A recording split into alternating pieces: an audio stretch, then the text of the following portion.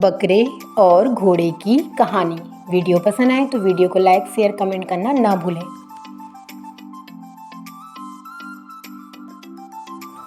यह एक बकरे की कहानी है जो कि परोपकार के चक्कर में हलाल हो गया।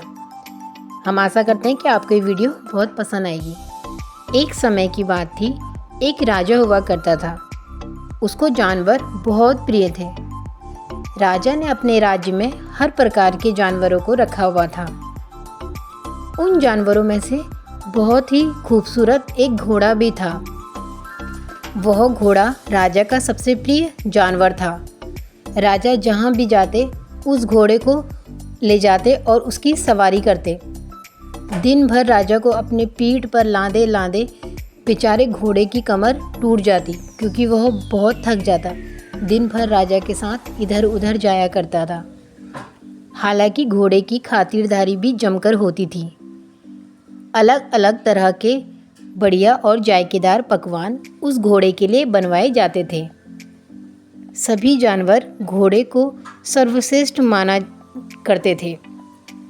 बड़े बड़े हाथी भी घोड़े को झुककर उसका सत्कार करते थे और सभी जानवर घोड़े से देखते थे और मन ही मन उसकी प्रशंसा करते थे कि यह राजा का सबसे प्रिय जानवर है।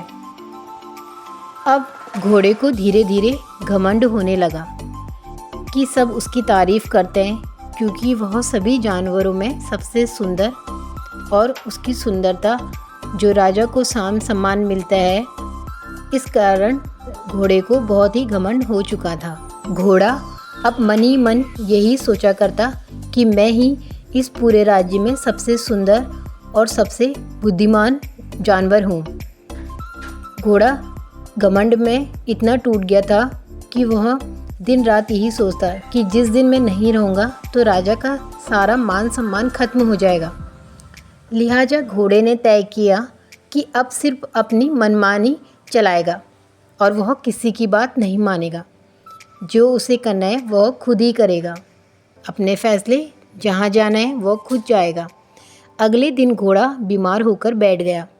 सभी जानवर ने उसे समझाया कि राजा के जाने का समय हो रहा है, लेकिन वह किसी भी अन्य जानवर की बात नहीं सुनता और वह अपनी जगह से टस से मस नहीं हुआ।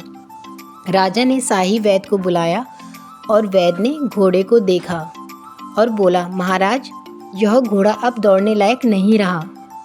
आपको कोई अन्य जानवर ढूंढना पड़ेगा।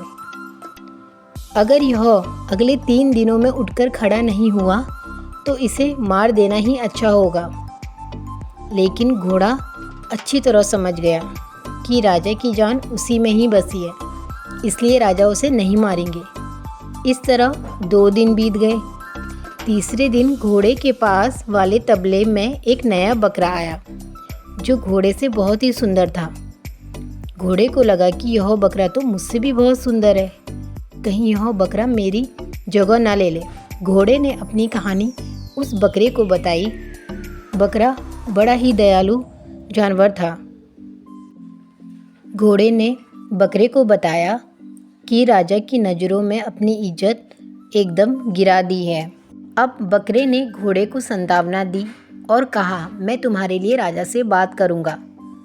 इसी प्रकार घोड़ा मन ही मन प्रसन्न हुआ और बकरे को समझने लगा कि यह मेरा सारा काम कर देगा।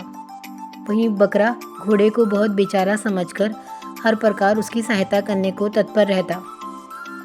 उसने उसको सांत्वना दी थी और कहा, मैं तुम्हारे लिए राजा से बात करूँगा। तभी राजा ने बकरे को बुलावा भेजा।